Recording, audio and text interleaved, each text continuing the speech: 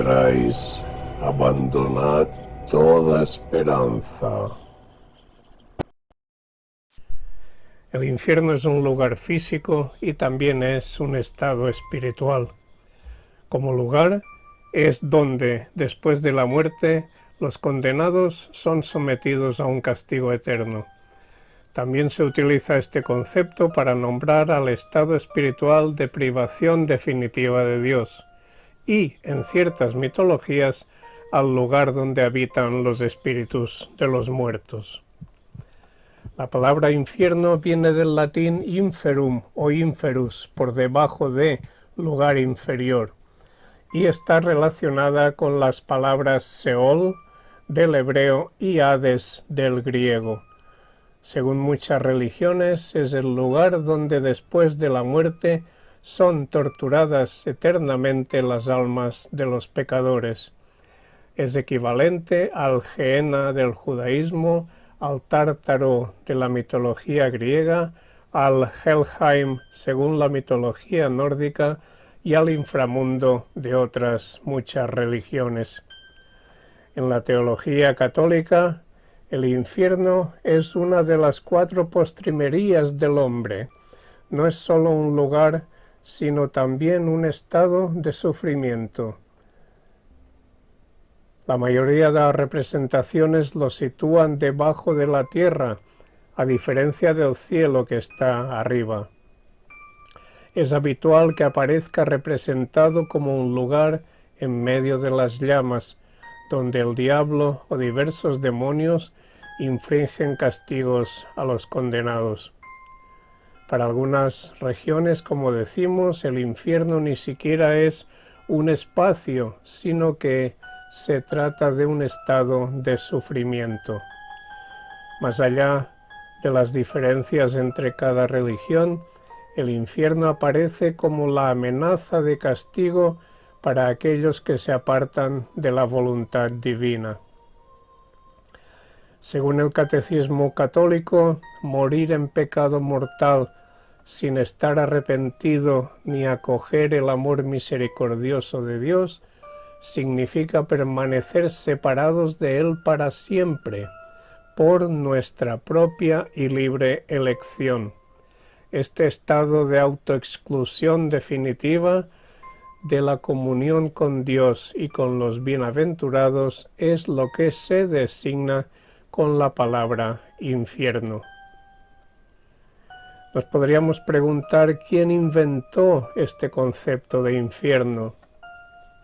Para ello nos tenemos que remontar a la historia para ver que solo a partir del siglo VI después de Cristo, con San Agustín, nace en la Iglesia la idea de una pena para siempre, sin retorno.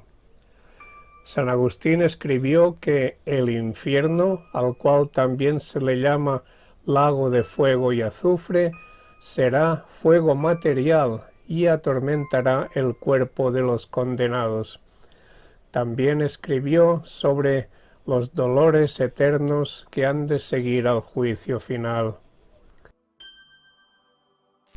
Los argumentos de San Agustín todavía se mantienen hoy en día como fundamentos de lo que creen y enseñan muchas iglesias cristianas, tanto ortodoxa como católica y protestantes. Casi 1000 años después de Agustín, el italiano Dante Alighieri escribió la Divina Comedia. Ya os hablamos de ella en otra parte de este programa. Lo que sí vamos a decir ahora es que esta grotesca imagen del infierno creada por Dante se arraigó fuertemente en la cultura occidental, inspirando a notables como Miguel Ángel, Gustave Doré, Sandro Botticelli, John Milton y T.S. Eliot, entre otros muchos. Por ejemplo, John Milton habló del infierno y lo representó como un lugar muy semejante a un enorme horno, pero lleno de oscuridad. Dijo que, aunque había una parte llena de llamaradas y de fuego, también Había otra zona, la de los condenados, donde reinaba el frío, donde existían nieve, hielo y viento. Esto es muy parecido a el infierno de los nórdicos, el Helheim. Podríamos preguntarnos que de dónde sacaron sus ideas Agustín y Dante sobre el eterno sufrimiento reservado para los pecadores. Es cierto que en la época de Cristo el judaísmo ya había incorporado conceptos relacionados dentro de su sistema de creencias. No obstante, en épocas anteriores no se enseñaba que un infierno eternamente ardiendo fuese el destino de los no salvos.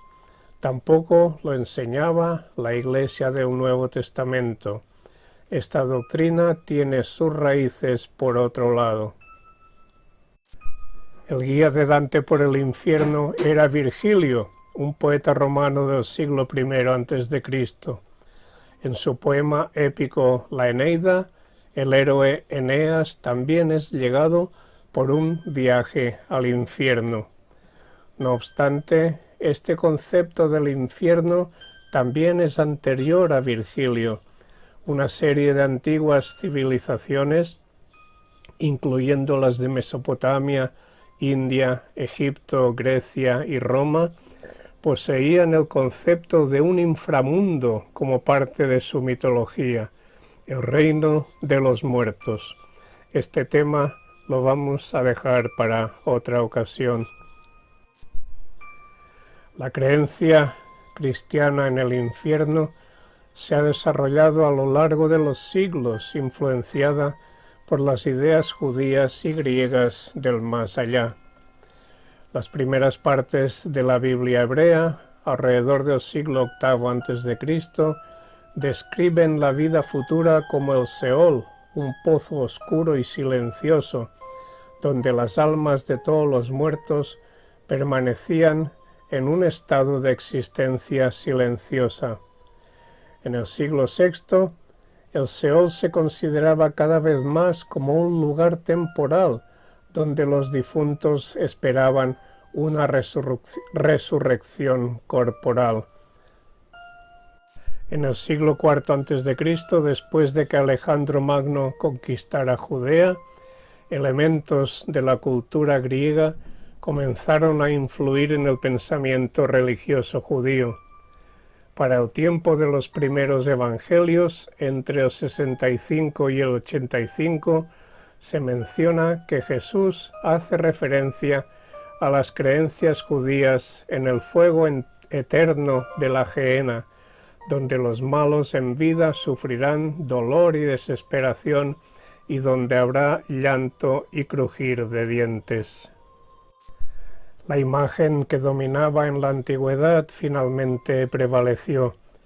El infierno era donde las almas de los condenados sufrían un castigo tortuoso e interminable. Incluso después de la resurrección de los muertos en el final de los tiempos, los malvados seguirían en el infierno eternamente. A comienzos del siglo V esta doctrina se enseñó en todo el cristianismo occidental y fue reafirmada oficialmente por los papas y los concilios a lo largo de toda la Edad Media. Los teólogos medievales continuaron enfatizando que lo peor que podría pasarte sería la separación eterna de Dios. Las visiones medievales del más allá proporcionaban detalles más explícitos, fosas llenas de llamas oscuras, llantos terribles, hedor nauseabundo y ríos de lava llenos de serpientes. Hoy, afortunadamente, todas estas imágenes parecen ser parte de un pasado ya superado. Sin embargo, la Iglesia Católica reafirma la creencia en la naturaleza eterna del infierno, omite todos los detalles sangrientos y terribles para describir la experiencia infernal, pero reafirma que el principal dolor del infierno es el estado de separación eterna de Dios.